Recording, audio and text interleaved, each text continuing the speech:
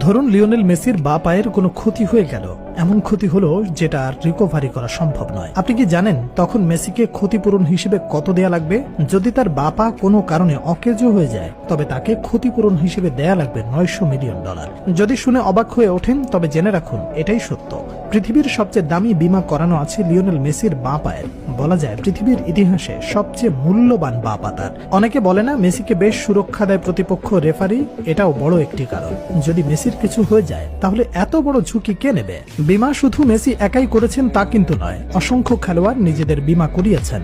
একজন গোলকিপার যখন বীমা করেন তখন তার বীমা করানো হয় হাতের, কারণ এই দুটি জিনিস মূল্যবান। পজিশন ভিত্তিক অনেক কিছু বদলে যায়, নিজের খেলার ধরনের উপর সবকিছু নির্ভর করে। সেভাবেই মেসি বেছে নিয়েছেন তার সবচেয়ে মূল্যবান বা পা।